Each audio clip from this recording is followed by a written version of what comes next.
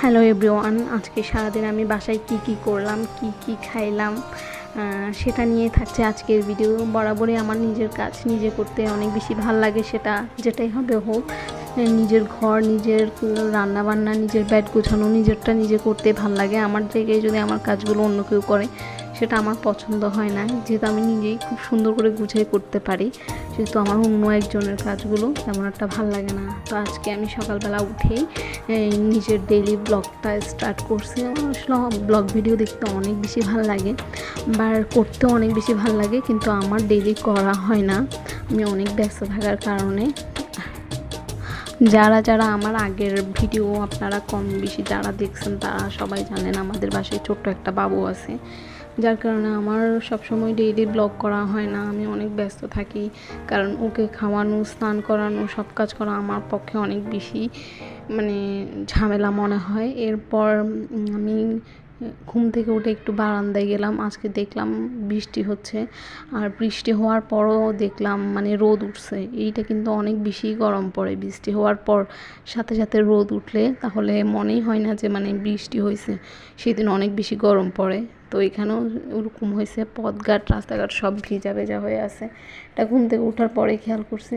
আমি ঘুম থেকে ওঠার পর আমার সর্বপ্রথম কাজ হচ্ছে ওকে খাওয়ানো, ওকে রেডি করানো, ওকে দাঁত ব্রাশ করানো। ওরটা কমপ্লিট হলে আমি নিজেরটা তৈরি করে নিই, আমি নিজে কী খাবো সেটা তৈরি করে নিই। এখানে আমি কিছু পরিমাণ পাস্তা নিয়ে নিয়েছি, আর চিংড়ি মাছ দিয়ে যেহেতু রান্না করব সেহেতু চিংড়ি মাছ আর পেঁয়াজ কুচি, গাজর কুচি নিয়েছি। যেহেতু আমি একজন মানুষ, আমি বেশি রান্না করে ওয়েস্ট করতে চাই না, কারণ আমার কাছে মনে হয় আমি যতটুকু খাবো ততটুকু রান্না করলেই বেস্ট, বা ততটুকুই নিলে বেস্ট। এর কারণে আমি বেশি রান্না করি নাই।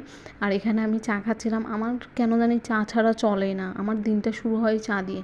আমি যদি নাস্তা না খাই ইটস ওকে, কিন্তু আমার চাটা খেতে হবে। আমি চা ছাড়া আমার দিনটা শুরু করতে পারি না, আর আমার মনে হয় সারা দিন যেন আমার থেকে অস্থির অস্থির লাগে। আমার সাথে এরকম অসংখ্য মানুষ আছে যাদের সাথে আমার মিল আছে, যাদের চা ছাড়া চলে না। আমিও তাদের মধ্যে একজন। আমার চাটা খুব গুরুত্বপূর্ণ একটা জিনিস আমি মনে করি আমার জীবনের।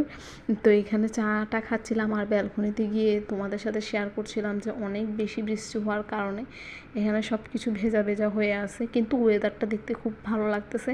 আর এত পরিমাণ কড়া রোদ ওঠার কারণে বৃষ্টি হওয়ার যে পর একটা ঠান্ডা ঠান্ডা ভাব থাকে, ওয়েদার থাকে, সেটা টোটালি মনে হচ্ছে না।